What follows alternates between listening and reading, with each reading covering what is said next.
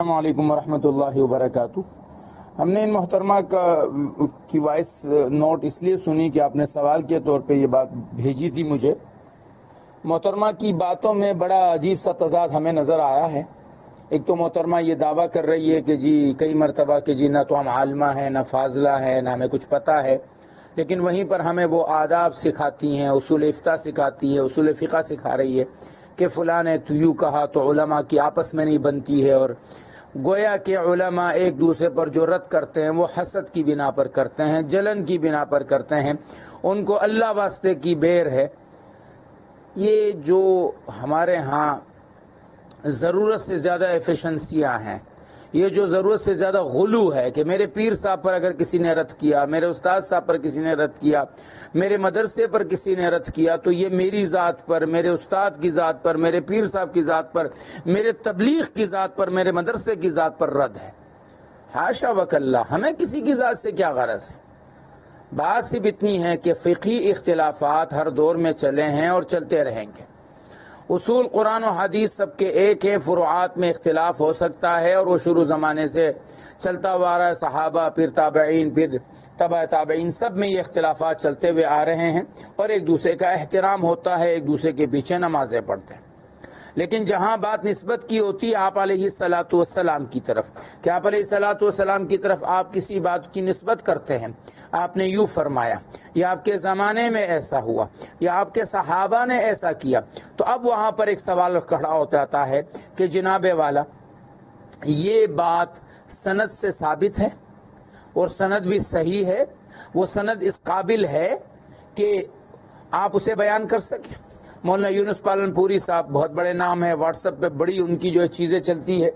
لیکن جب ان کی باتوں میں بہت ساری ایسی چیزیں آنے لگی تو میں نے ان کے صاحبزادے کو ایک میسج کیا، میں نے کہا حضرت سے کہیے کہ خدا را ایسی چیز بیان کرے کہ جس کا دفاع ہمارے لیے ممکن ہو۔ آپ قری بہت بڑا نام ہے، لیکن ہم نے اس کے منہ پر بھی بولا ہے اور اس کے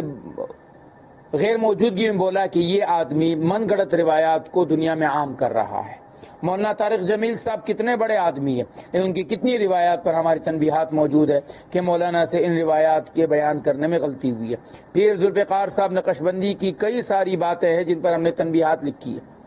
لیکن یہ رد ان کی ذات پر نہیں ہے، یہ ان کی طرف سے بیان کردہ روایات پر ہے۔ ہمیں کسی کی ذات سے کیا ہے؟ ہمیں کسی کی ذات سے کوئی واسطہ، کوئی بیر تو نہیں ہے، لیکن ہم یہ ضرور کہتے ہیں کہ ذات چاہے کتنی بھی بڑی ہو، وہ سب دفاع محمد مصطفیٰ صلی اللہ علیہ وسلم کے لیے کام کر رہے ہیں۔ اب دفاع کرتے ہوئے آپ سے غلطی ہو جائے، آپ کا مقصد کیا ہے؟ لِتَكُونَ كَلِمَةُ اللَّهِ هِيَ الْعُلْيَا، اللہ کا دین سر بلند ہو جائے، لیکن آپ ایسی روایت بیان کریں کہ جس کا آپ کو تحقیق ہی نہیں ہے۔ اب ایک آدمی اٹھتا ہے، آپ کے پاس وقت نہیں ہے پیر صاحب، آپ کے پاس طارق جمیل صاحب وقت نہیں ہے، آپ کے پاس طارق مسعود صاحب وقت نہیں ہے، آپ کے پاس یونس پالن پوری صاحب وقت نہیں ہے، ہم نے وقت نکالا کیونکہ ہماری لائن ہے، ہم نے اس پر محنت کی، آپ کو روایت نکال کر دی کہ جناب والا یہ لیجئے، یہ روایت درست نہیں ہے، بیان مت کرے۔ اب آپ اٹھتے ہیں، آپ کے متعلقین اٹھتے ہیں اور وہ یہ کہتے ہیں کہ جی آپ کو اللہ واسطے کی بہر ہے، ہم سے آپ کو ہم سے ویسی دشمنی ہے۔ خدا را ایسا مت کیجیے، کسی کو اللہ اور اس کے رسول سے اوپر نہ سمجھے۔ ہمارا کسی پیر صاحب سے تعلق ہے تو اللہ اور اس کے رسول کے لیے ہے، ہم پیر صاحب کو اللہ اور اس کا رسول نہ بنائیں۔ ہمارے ایک استاد صاحب نے جب ہم تبلیغ کے لیے جا رہے تو مجھ سے کہا دیکھو دو کام کرنا،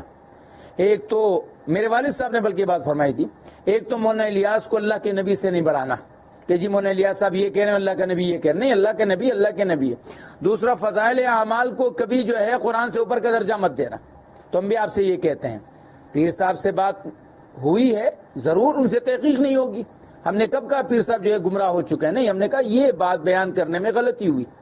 تب آپ پیر صاحب پر جو کسی نے اگر کوئی بات کر دی تو اس کو آپ یہ سمجھے کہ گویا کہ پوری دیوبندیت پر یہ اعتراض ہوا ہے، نہیں، ایسا نہیں ہے۔ اگر وہ بات غلط ہے تو آپ رد لائیے کہ دیکھیں مفتی صاحب نے اس روایت کو غلط کہا، لیکن یہ روایت صحیح ہے، مفتی صاحب غلط ہے، مفتی صاحب ماننے کو تیار ہے۔